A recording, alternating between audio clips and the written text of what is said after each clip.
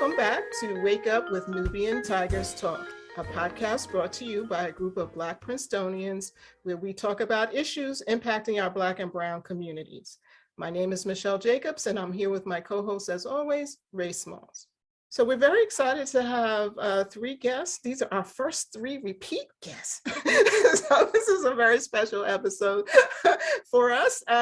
Today we have with us Mary Nelson, Dr. Janice Herbert Carter, and Glennon Threet. So welcome to the show. Now, Glennon and Janice, I think you have a few words for us before we actually jump into the questions. Yes, I do. I'm happy to be here today, and I thank you for letting me participate.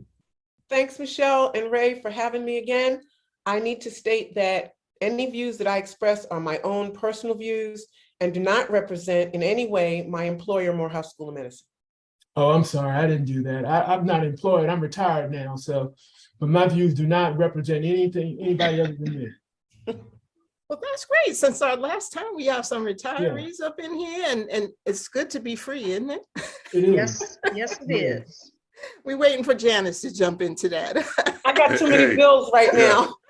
Yours truly ain't free neither. I know, right? Okay, well, let's get into it, right? The last time we all got together, or last time Ray and I had an opportunity to discuss the election was around the 2020 election. So here we are 2 years later. It's the midterm elections. And as you know, so much has transpired since that 2020 election. We thought it would be a good idea just to get together and chat and see what's happening in your respective areas. So I'm actually going to start with Mary first.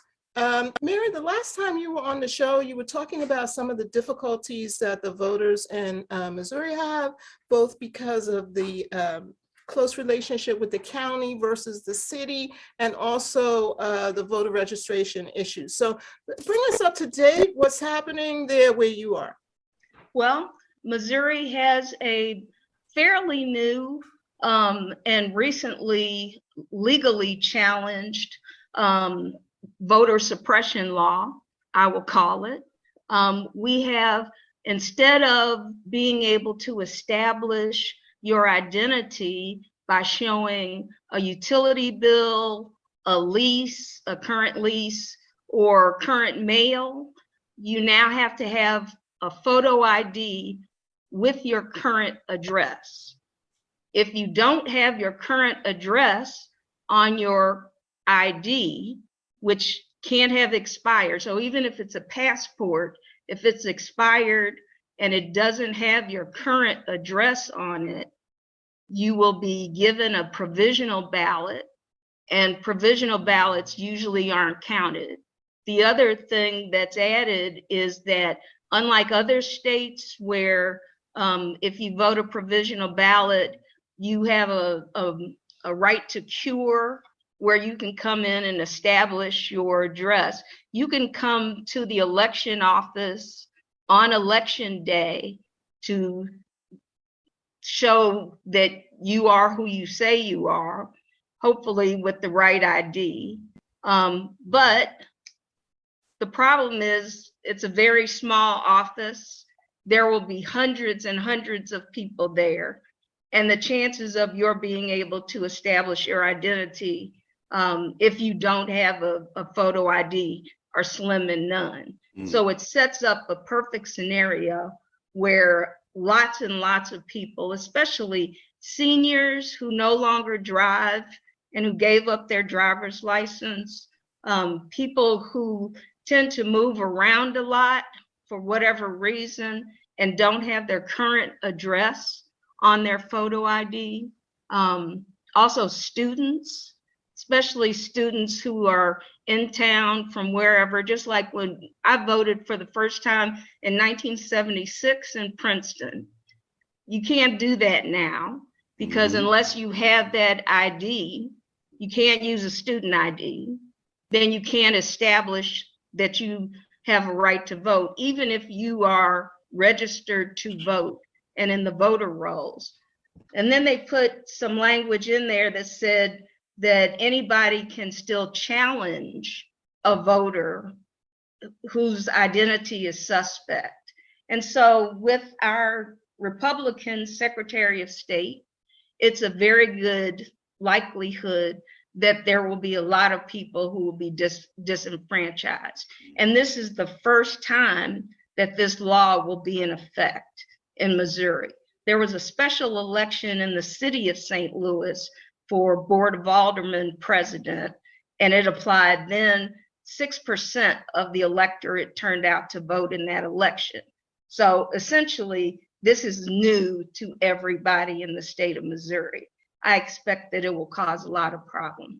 So I don't know about Missouri, but I saw in another state that there have been so many challenges to the validity of the voters' identification that the office cannot handle all of the challenges. So I expect that it'll be something similar. Yes, I mean, that's how it's played out in other states.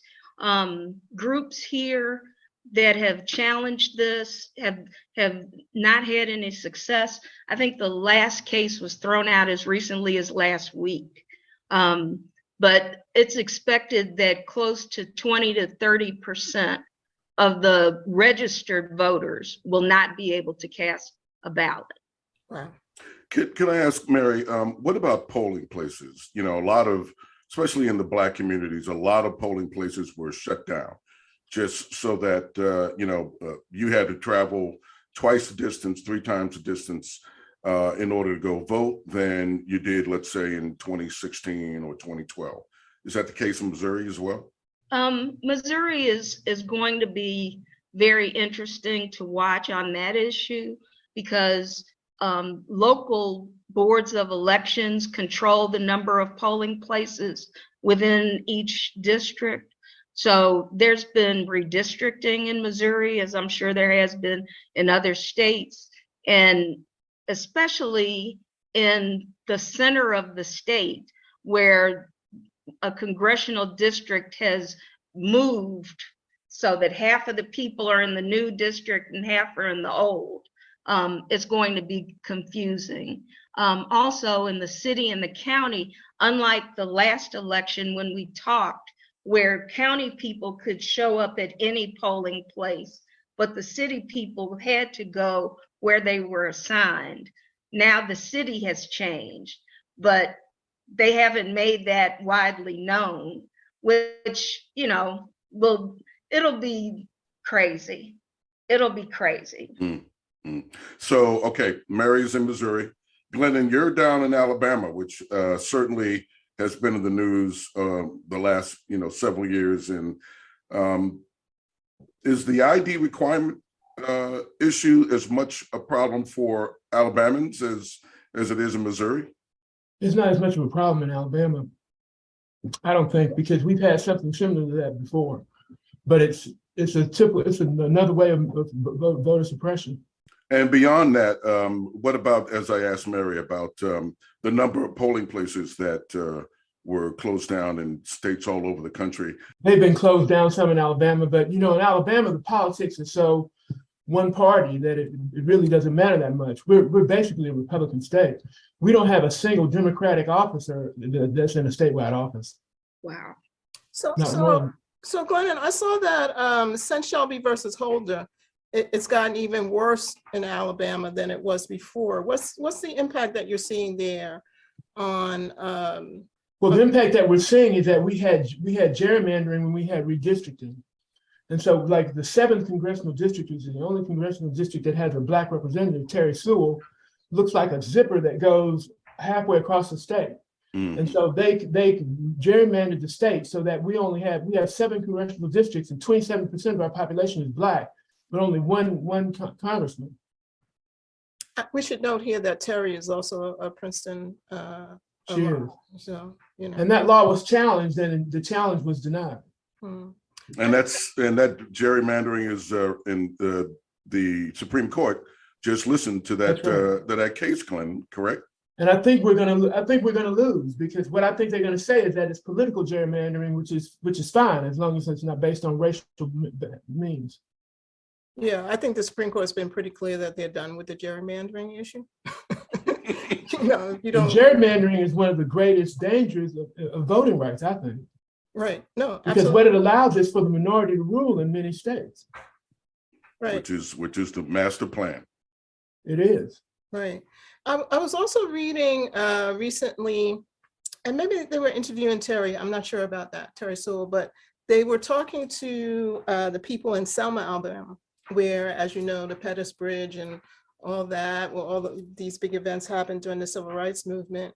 And less than 50% of the registered Black people in Selma itself vote. And the ones who did vote were the older ones who obviously remembered Yeah. the civil rights struggle, but very few of the young people were engaged enough or cared enough or thought it was relevant enough to vote. So are you seeing similar things like that over the rest of the state? We are. It's hard to get people motivated when you don't really have a two-party system. Yeah. All Democrats, not just Black Democrats, but all Democrats feel disenfranchised. Yeah, so that's And reasonably so. that's the irony of it though, right? Because Yeah. if you feel disenfranchised and you don't participate, then you are disenfranchised because you can't ever get that correct. system to change. So it's a difficult knot to unwind. You know, Michelle, I'd like to ask Glenn, and now, Glenn, I know you're not, practicing, law, or I don't know how much law do you practice in, outside of Alabama, but I mean, is it the case that you see the same circumstances happening in the Deep South, Mississippi, Louisiana? Are there issues the same as the issues in Alabama? Georgia's the only Deep South state that's different.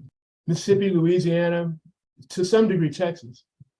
It's Republican controlled, and the Republican Party is very mean-spirited, and they attack Democrats, and Democrats don't have the political wherewithal to oppose them. They just get ground into the dust. It's very, very frustrating. So, In many offices in Alabama, the Republicans run unopposed. And I mean big offices like county commissioners and Right. yeah, offices of substance, because Democrats can't even mount a candidate. so why is that though? Why? Because when you live in a county where 80% of the registered voters are Republican, it's hard to get a Democratic candidate because they just know they can't win, so it's difficult to raise money. Okay. Yeah, it's So Glenn, you're telling us it's a lost cause? I mean, like Democrats should So it's not never. a lost cause, but it's pretty bad, Raymond. Mm. It's pretty bad. Yeah, that's frustrating. That's frustrating to hear. It is. But since he raised Georgia, Yeah. How about that? let's switch over to Janice for a minute, where, as everyone knows or should know, there's two very interesting races going on in Georgia. One for the governor, Stacey Abrams against Kemp, and then also the circus-like. Yeah. Probably the two biggest high-profile races in the country. Yeah, but we got to get to the circus-like race of Herschel Walker and Raphael Warnock. Not because of Raphael Warnock, I might add, but I was going to say the nonetheless, circus is only run by one person. by in that one race. side. It's a one-person circus supported by many so-called invisible supporters. But let's get to Janice and find out what's happening over there in Atlanta. I do want to clear up a misconception that a lot of people have, which is that Georgia is not red anymore. We have two Democratic senators, but everything else is Republican. We have some Democratic congressmen because, basically John Lewis was congressman forever, and, he passed, and his successor, of course, is a Democrat, and we have a few more Democratic congressmen. But Georgia is red. And when Senators Warnock and Ossoff were elected, it was really kind of a fluke. Ossoff got elected because Georgia has a rule: in order to avoid a runoff, you have to get 50% plus one vote. Right. So it's kind of a high bar to get that 50% plus one if there's three candidates.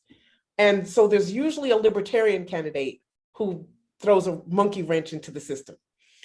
And so when Ossoff was running, the libertarian pulled votes.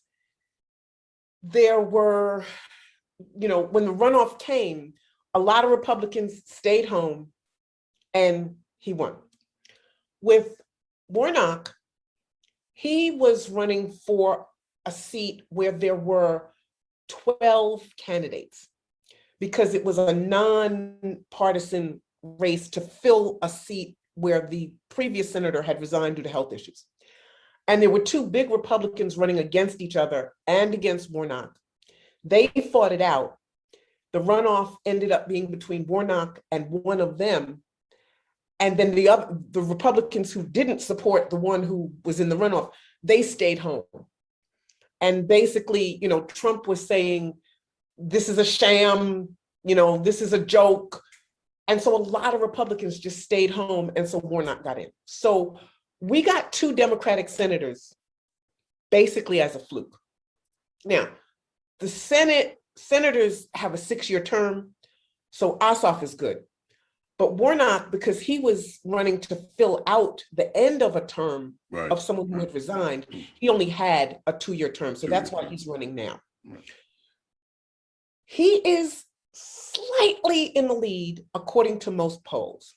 The last poll I saw this morning from the Atlanta Journal-Constitution was 51% Warnock, 49% Walker. But that's tight. That's within the margin of error. And we should let everybody know that's as of this recording. Yes. So it may change between the time that we go to air versus when the election actually happens. Yeah.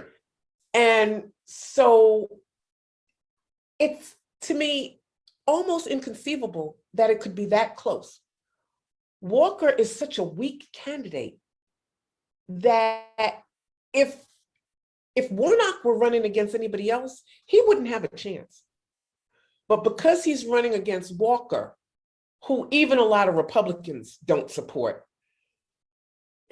Warnock has a chance. Some people, all they care about is that Walker was endorsed by Trump. That's all they care about. So they're going to vote for him no matter what nonsense comes out of his mouth, no matter what dirt from his past gets, revealed, no matter what lies he tells, it doesn't matter. He was endorsed by Trump. We're going to vote for him. If you saw the debate, come on. I mean, Oh no, time out. Yeah, sure. Understand that the media, the media's reaction to this last debate was, well, Walker didn't fall on his face this time. Right. So Yeah. he might have convinced a lot of on the fence Republicans to vote for him. Right. How absurd is that? I don't think there were any on the fence Republicans. Okay. I think there were people who refused to acknowledge that they supported him because it looks bad. But there's also a libertarian in that race. And so there might be a runoff. And if there's a runoff, my fear is that Warnock supporters will, we have a history of not coming back for the runoffs. We show up for the original race, and then we don't show up for the runoff. Why is that? I think it's a matter of people get excited, people get fired up. There's a lot of, encouragement to go out and vote, but that tapers off for a run, not just this run, any runoff. You never get the turnout for a runoff that you get for the original race, never. So I worry about that. I'm hoping if the polls are right, but in the past few years, polls have been way off. Right. If it really is 51 to 49, then there won't be a runoff. So that's my hope. It really says something, doesn't it, that our electorate have given up on the concept of democracy to the extent that they will vote for a violent, women abusing Nincompoop. Yeah. idiot. Idiot. In But he order was endorsed by to Trump. retain That's power. all they care about. Yeah. That's all they care about. Now, Yeah. what's interesting is it's a different situation with the governor's race. Okay, talk about that. Kemp is a very popular incumbent. He cut taxes. People love that. He's your kind of old school Republican, pro-business kind of Republican. He's absolutely not a Trumpster, because Trump hates him because he wouldn't, Right. throw the election, so to speak, toward him. So he's not a Trumpster, but the Trumpster Republicans are going to vote for him just because he's a Republican. There's no way they're going to vote for a Black woman. That's not going to happen. And then the other Republicans are going to vote for Kemp. Now, what's interesting is some of those Republicans who are going to vote for Kemp are going to split their vote. And they're going to support Warnock because they cannot support. I mean, Walker's such an idiot. So Warnock has a shot. Stacey, she's only polling 81% of Black folks. Warnock is polling 89% of Black folks. So, and this is my take on it. Stacey is too progressive for a lot of Black folks. White Democrats think, are mostly liberal, and they think that everything they support, Black people support because, we're Democrats, we support Black people. But a lot of Black people are deeply conservative on issues like abortion, on issues like LGBTQ plus issues. And they don't support those things. And that's the more religious vote. Yeah, Those are the more religious figures in the community. Is that correct? Okay, but you could get that. Talk to me about 50 Cent and why he got into a press conference supporting Kemp, saying that Abrams hadn't done anything for the community. I cannot explain that other than 50 Cent supported Trump. He did. So that's the only thing I can come up with is he's out of touch. What And about Killer Mike, Janice, who is very influential Killer Mike and as who well. seems to have the ear of a lot of his generation, which I find very troubling. Very troubling. Yeah, I don't know. He has made various statements in the past that I thought were very questionable, and I don't know his motivation. I don't understand it. But you're right. He is influential among, most people our age have never heard of Killer Mike. Well, he's been on a lot of TV shows, and he especially goes on Bill Maher a lot. Yeah. You can take a lead. I can take a lead, Bill Maher. But he's a bootstrap guy, right? Yeah. He talks about independence as Black folks, and we need to do our own thing. I don't have any problem with any of that, but Exactly. it all depends on who's pulling up your boots. Exactly. No, or who's holding your boots down. Thank you.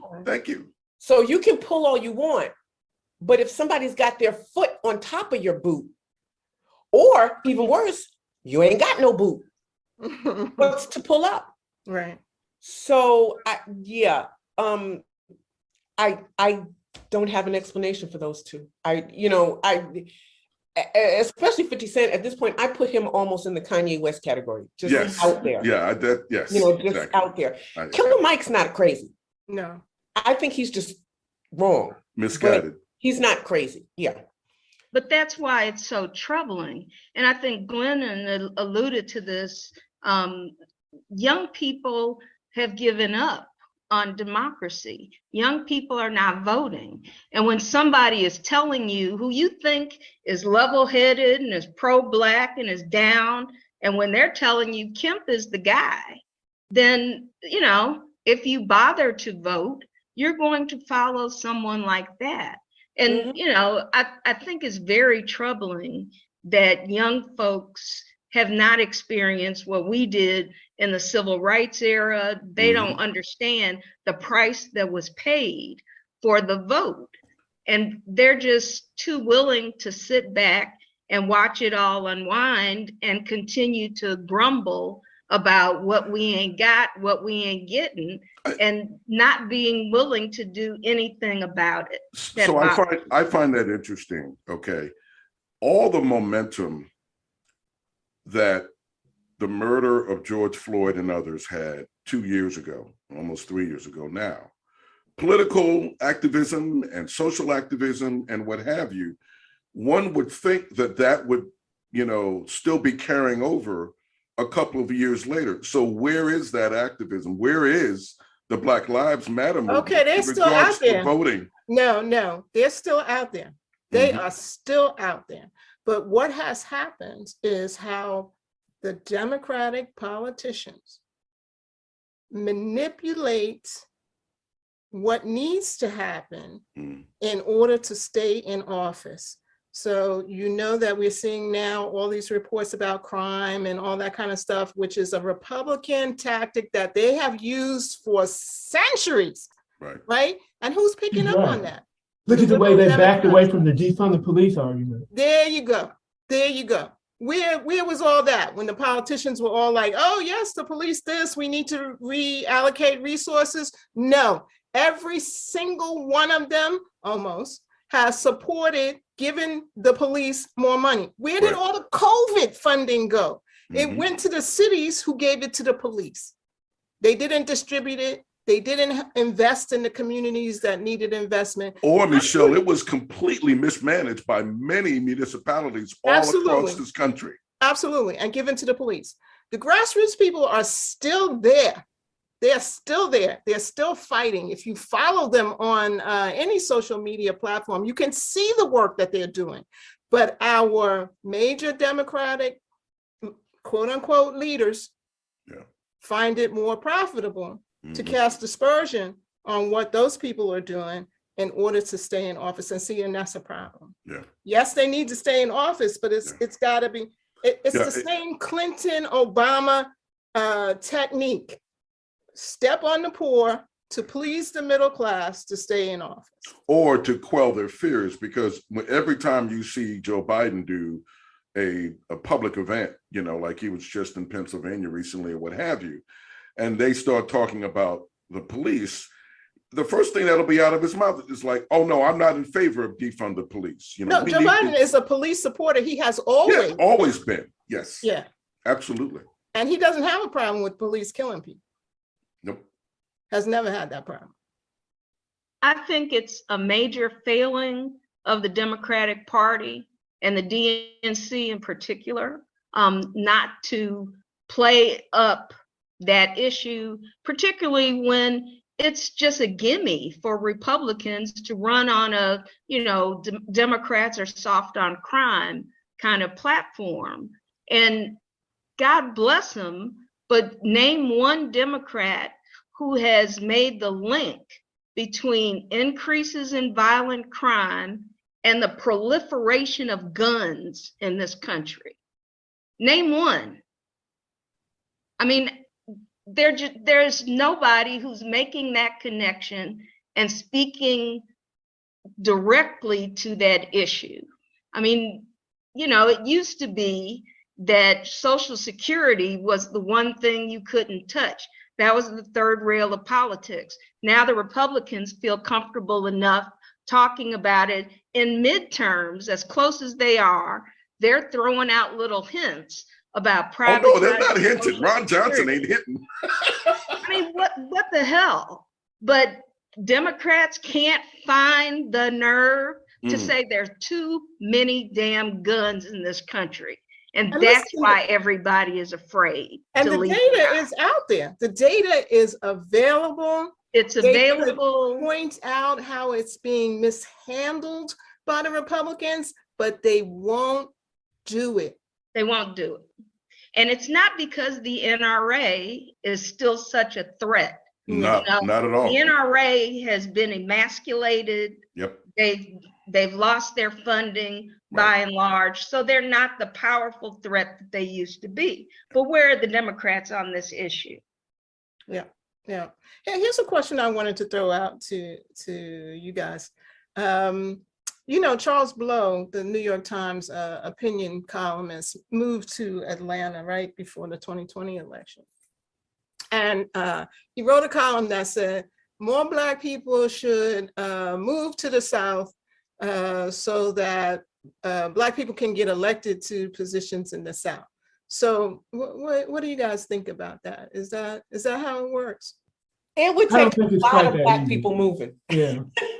There are a lot of Black people moving back, but I don't think it's quite that easy. Yeah. The politics in the South are very peculiar, particularly in places like Alabama, because like I said, there's really no Democratic Party. And so the Republicans get pushed so far to the right because the whole campaign is their primary. So you get people like Representative Green, Mm-hmm. But now, Glennon, so what were the circumstances back in whenever it was 2016 or whatever, when Doug Jones became senator? He was a Democrat from Alabama. Yeah, Doug Jones was a former U.S. attorney, and he was very palatable to Republicans. And so he slid in out of that office, but then he started voting with the Democrats, and they got rid of him. And now we've got the former football coach who's a complete idiot. Tuberville, right? Yeah. Oh, yeah. Tuberville. Yeah. Woo. Yeah. Yeah, but football is a religion in Alabama. Yeah. It is. So that's all he needed was former coach. And Tuberville Just like had in no, Georgia. yeah. Oh, yeah. And That's Tuberville Herschel had Walker, no, former UGA football star. he had no problem saying basically all the violence in this country is by Black folks. And he just said that as a week or two ago. Yeah. And has had no repercussions from that whatsoever. Yeah. So let me ask you, if any of you, maybe Mary or whatever, can you explain gerrymandering to the audience so that they can understand why it's not necessarily about the numbers, but about how the system apportions the numbers? Well, I can take a stab at it. Okay. Congressional districts are all supposed to contain around 20 to 25,000 people. And so if they were divided on a grid, you would have a more proportionate dispersion of people from different nationalities and ethnicities. What happens now is that they go and carve out districts so that it includes all of the Democrats in one district, so that there's not two districts that have like 40% Democrats. So it makes one district 90% Democratic and the other 60% Republican. And so that's what they've done. They've concentrated all the major areas of Black population in the state of Alabama in one district. And it looks like a snake that goes halfway across the state.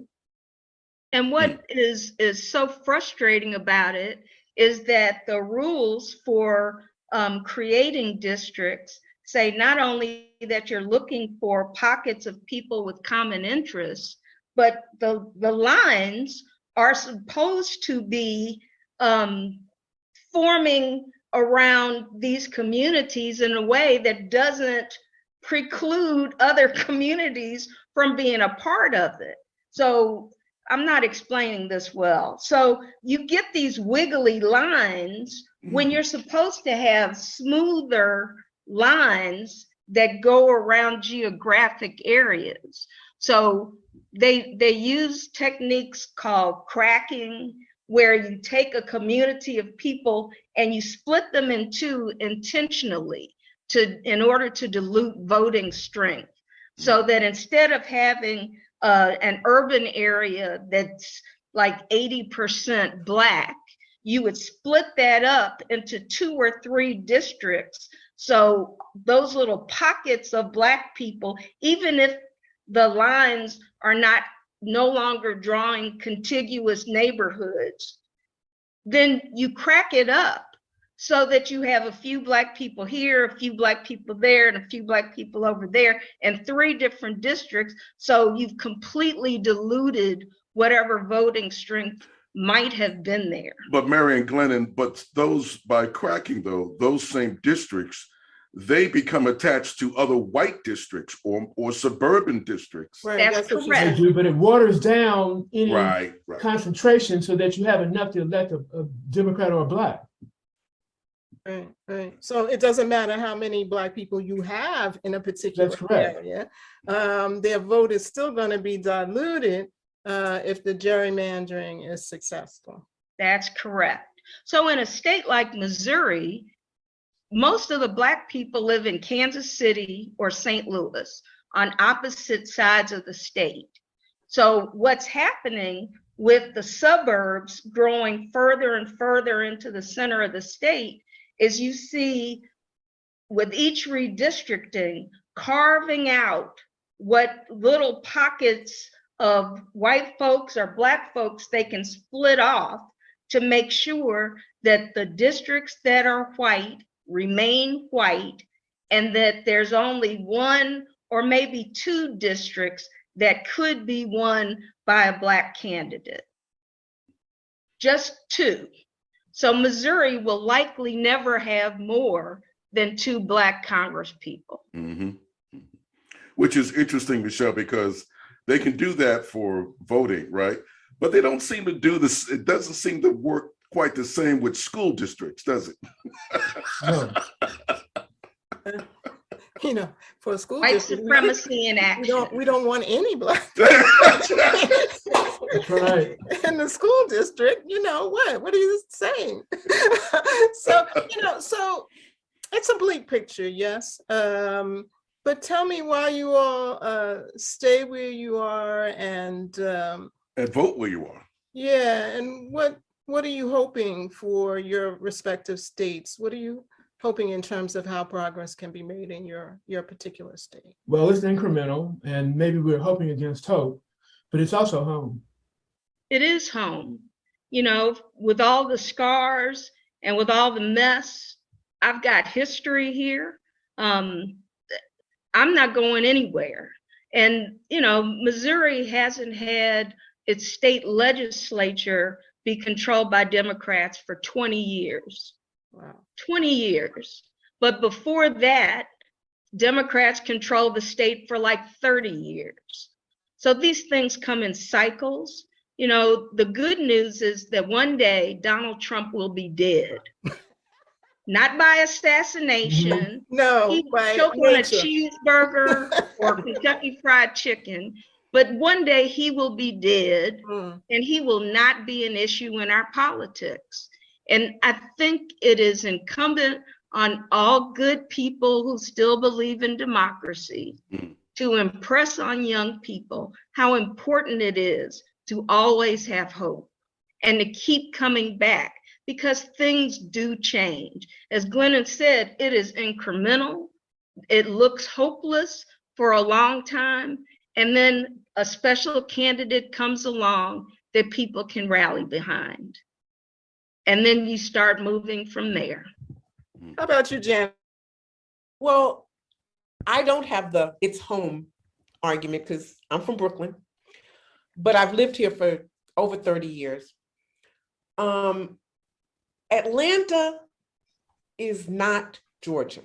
So, I mean, it's part of Georgia, but it's different from a lot of the rest of the state. So I feel comfortable where I live.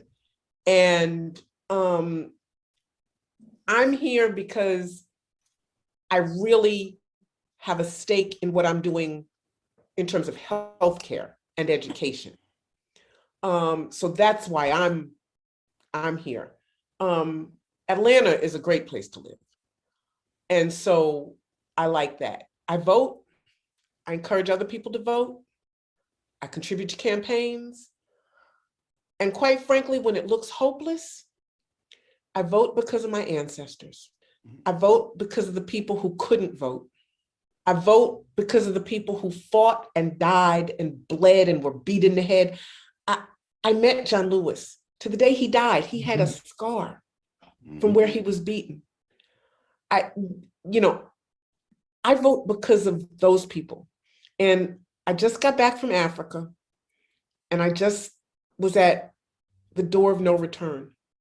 It was an incredible experience, but what it really impressed on me was I did return. They did not manage to destroy our ancestors. And so I'm the fruit of those ancestors. And so I have to do this. I have to continue to try. I have to continue to vote. I have to continue to support candidates who represent me and what I believe in. So that's why I'm here. Those are all three great answers. It's, Amen. yeah, if anyone has forgotten why we were here, you three have summed it up perfectly. And it's a great moment for us to wrap up and to thank you so much for being our first double guest. And we're all gonna keep our eye on what's happening in 2 weeks, and regardless of what happens, Yep. we're here, we're gonna keep fighting, and Black and brown folk have to vote. we We have to vote. We have to vote. I saw a statistic that said in North Carolina, which you know is one of our states that have significant Black population, less than 50% of eligible voters, Black voters in North Carolina, vote in any election. So somehow or another, we're gonna have to find a way to get to this modern Black person to help them understand what it is our people are trying to. As Janice said, I mean, if we can get that same kind of courage that those folks had in the 50s and 60s Yeah, to today, then we can make a change. yeah, got to get them to put down those devices and to get engaged. And wait So- online. Yeah, so thank you very much, everyone. Yay. It's been a great discussion, and I know that our listening audience will enjoy hearing your thoughts and comments on the upcoming elections. Thank you. Thank you for having us. Thank you. Well, Michelle, there is still so much that we left out of our discussion with Glennon, Janice, and Mary that, you know, we could certainly have taken another half hour to go over with them. But I think we got a really good sense of, from each of their states, you know, Mary in the Midwest and Glennon and Janice down in the South, in the deep South, of, you know, what some of the issues are going into this midterm election. Yeah, the conversation was great. And it highlights just the amount of hurdles that we still have to overcome to exercise our constitutional right to vote. Right, right. And we can't let any of these obstacles frustrate us or stop us from getting in those voting booths.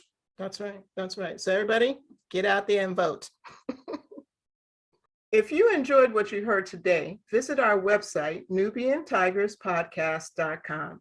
In addition to the podcast, we also post a resource page for each subject to provide additional sources of information. Follow us on Twitter. Our handle is @NubianTigers, written as one word. We're also on YouTube on the Nubian Tigers podcast channel. Our podcast is hosted by Anchor FM, but if you have a favorite podcast app, we're probably on it. Just look for Nubian Tigers Talk. Looking forward to sharing some knowledge with you next time.